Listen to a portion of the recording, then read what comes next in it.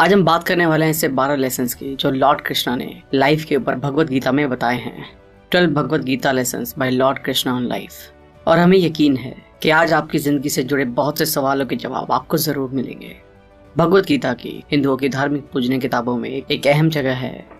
ये किताब भ्रमित मन के खोए हुए रास्ते पर रोशनी डालती है। इसमें ज्ञान के सबसे बेहतरीन शब्दों का प्रचार किया गया है।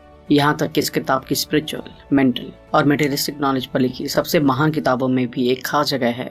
तो इस कमाल की किताब से ज्ञान के मोती पाने के लिए तैयार हो जाइए। महाभारत की रणभूमि में उलझन में फंसे अर्जुन भगवान कृष्ण की तरफ मदद की आस से देखते हैं। भगवान कृष्ण अर्जुन को दुनिया के सभी सिद्धांत समझाते हुए रास्ता दिखाते हैं। यही सिद्धांत आज भी हमारी रोज की जिंदगी की कई परेशानियां हल कर सकते हैं। तो चलिए फिर इन 12 लेसन्स को डिटेल में समझते हैं। जो हुआ अच्छे के लिए हुआ, जो हो रहा है वो अच्छे के लिए हो रहा है, जो होगा वो भी अच्छे के लिए ही होगा। आप जिस भी चीज के लिए परेशान हो रहे हैं उसे भूल जाइए। जो जॉब इंटरव्यू अच्छा नहीं हुआ या जो रिलेशनशिप नहीं चली वो होना ही था और वो हुआ भी। जो होता है उसका एक कारण होता है। आप बुरे वक्त से गुजर रहे हैं उसकी एक वजह है। जब आप सबसे अच्छा वक्त देखते हैं उसका भी एक कारण है। ये एक साइकिल है और आपको इसे चुपचाप मंजूर कर लेना चाहिए।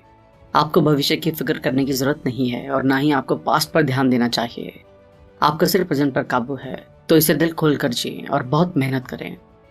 आपके पास काम करने का अधिकार है पर उसके फल पर नहीं। काम करो पर फल की इच्छा मत करो। ये भगवत गीता का सबसे समझदारी वाला मैसेज है।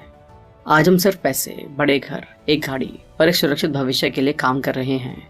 हम गोल्स को इस कदर पाना चाहते हैं कि हम सिर्फ रिजल्ट के बारे में सोचकर सब कुछ करते हैं। एग्जाम्पल के लिए हम सब अप्रेजल के वक्त एक्स्ट्रा आवर्स काम करते हैं ये सोचकर कि हमारे बॉस हमारी परफॉर्मेंस को इवैल्यूएट करके हमें ज़्यादा रेटिंग देंगे। हमें इससे बचना होगा क्योंकि जब उम्मीदें पूरी नहीं होती हैं तो दुख बहुत ज़्यादा होता है। इसलिए काम करते रहें और बदले में किसी चीज़ की उम्मीद ना करें।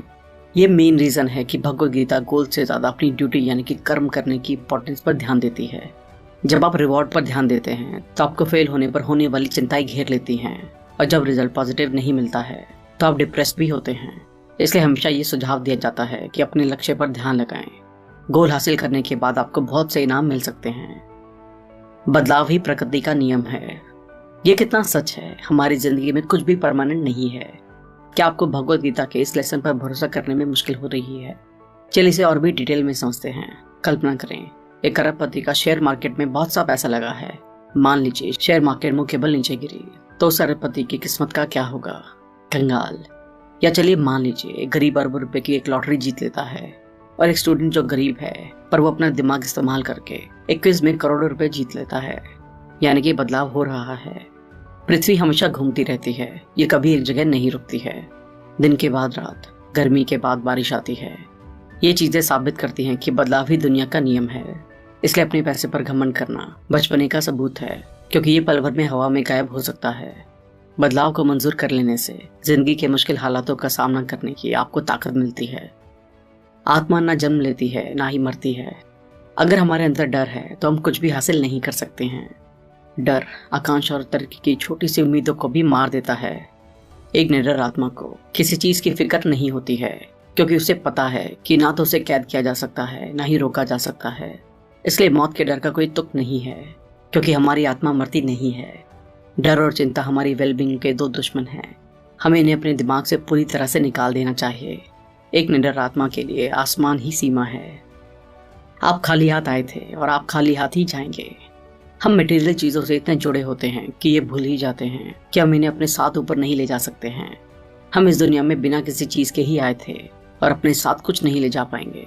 चीज़ों के जुड़ाव पर हमें खास ध्यान देना चाहिए क्योंकि अब हमारा चीज़ों पर अधिकार से ज़्यादा चीज़ें हम पर अधिकार जमाने लगी हैं। वासना, गुस्सा और लालच खुद की बर्बादी के नर के दरवाजे हैं। काम, क्रोध और लोभ ने हमारा कभी अच्छा नहीं किया है। वासना की अनचाही इच्छा आपको एक गलत रास्ते पर ले जाएगी। गुस्सा लोगों को आपसे दूर कर देगा और लालच आपको कभी संतुष्ट नहीं रहने देगा। इंसान अपने विश्वास से बनता है। जैसा वो भरोसा करता है वैसा ही होता है। आप जैसा सोचते हैं वैसे ही होते हैं। आपके ख्याल ही आपको बनाते हैं। अगर आप सोचते हैं कि आप एक खुशहाल इंसान हैं तो आप खुश रहते हैं। अगर आप उदास ख्यालों को अपने मन पर कब्जा करने देते हैं तो आप एक उदास इंसान बन जाएंगे। अगर आप सोचते हैं कि आप मीटिंग में कमाल की प्रेजेंटेशन देंगे तो हो सकता है आप ऐसा कर पाएं। हालांकि अगर आप तैयार ना हो और घबराहट महसूस करें तो हो सकता है आप कोई गड़बड़ कर दें।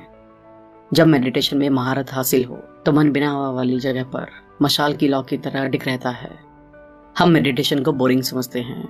कौन आंखों को बंद करके बिना फालतू विचारों के बैठ सकता है? पर हमें अपने बिजी शेड्यूल से कुछ पल निकाल कर ध्यान लगाना चाहिए ताकि हम अंदरूनी शांति पा सकें। चाहे आप एक आरामदायक घर के शांत कोने में बैठें या ऑफिस में कुछ पलों के लिए अलग बैठें, आंखों को बंद के शांत जगह में बैठने से आपके मन को बेहद शांति मिलती है। भगवत गीता के बहुत से अलग अलग हिस्सों में मेडिटेशन को मेंशन किया गया है। मेडिटेशन नॉन फिजिकल एक्टिविटी है जो कि अंदरूनी शांति और साधना को पाने का सबसे अच्छा तरीका है। जो इंसान सिर्फ पैसा कमाने पर सारा दिमाग लगाता है वो मेडिटेशन पर ध्यान नहीं दे सकता है, ना ही अंदरूनी शांति पा सकता है। ऐसे इंसान का मन हमेशा स्थिर होगा और मेडिटेशन उसकी पहुंच से कोसों दूर होगा। शक करने वालों के लिए ना तो ये कोई दुनिया है, ना ही इसके पार कोई और दुनिया है, और ना ही उनके लिए खुशियां हैं।